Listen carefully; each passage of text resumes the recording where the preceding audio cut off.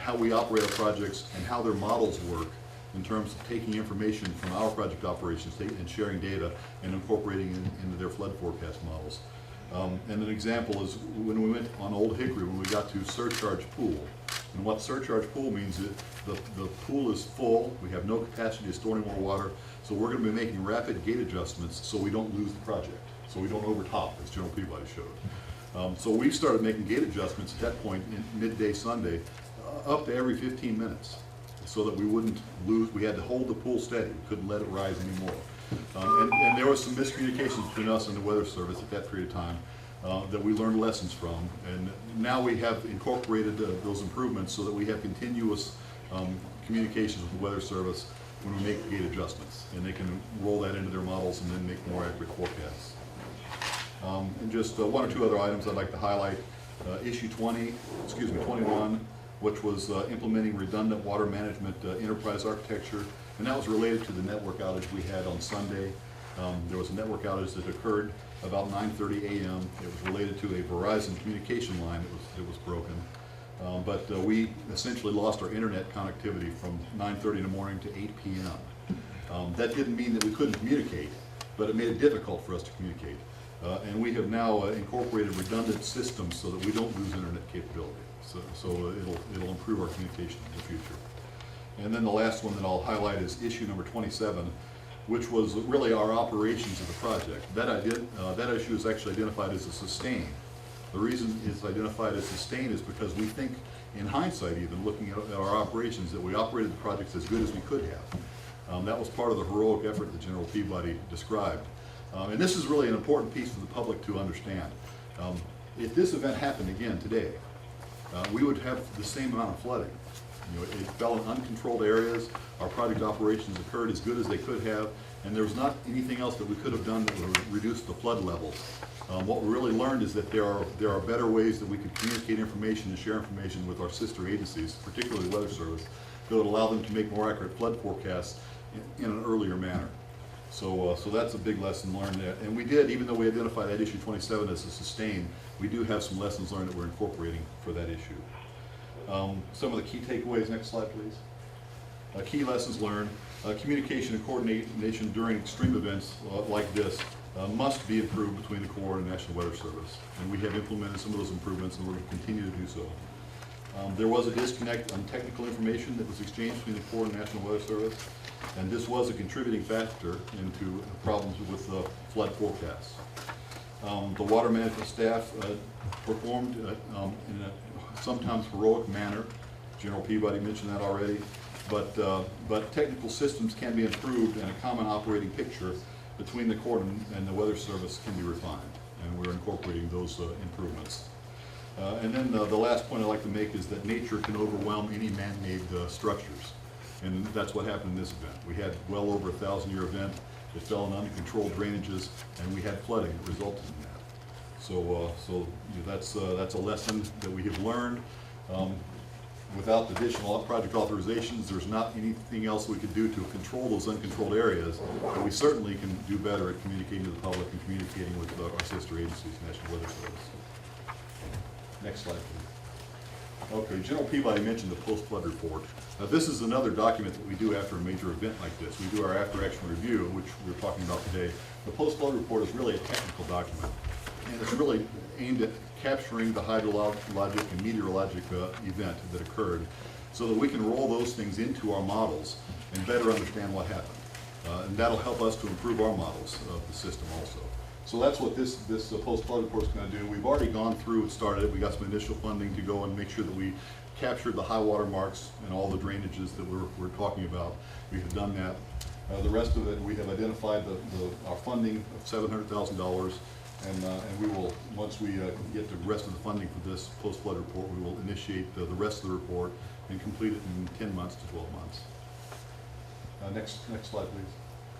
Okay, and then moving forward, General Peabody already touched on this, but just wanted to touch on a couple other items.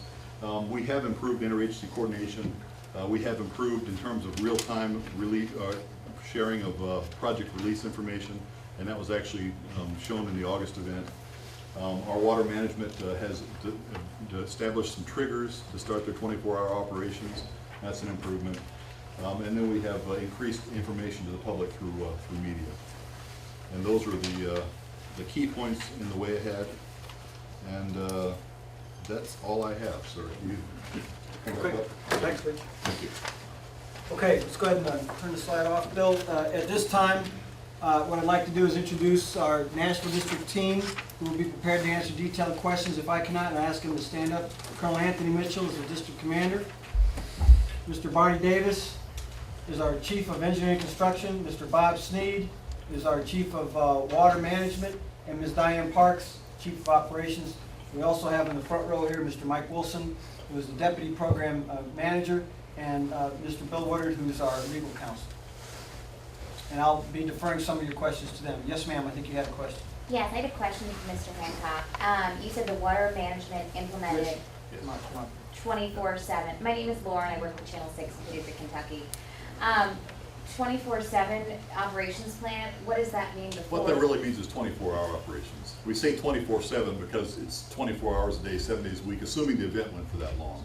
Certainly, but what were we doing beforehand? Was there not someone here 24/7 Yeah, actually, monitoring we it? had Was there not an a plan in advance place? from Weather Service up to 5 days in advance that we were having a significant event that was coming forward. We had actually staff on hand Saturday prior to the rain event starting. They were here through the rain event until about 11 o'clock, 11:30 Saturday night.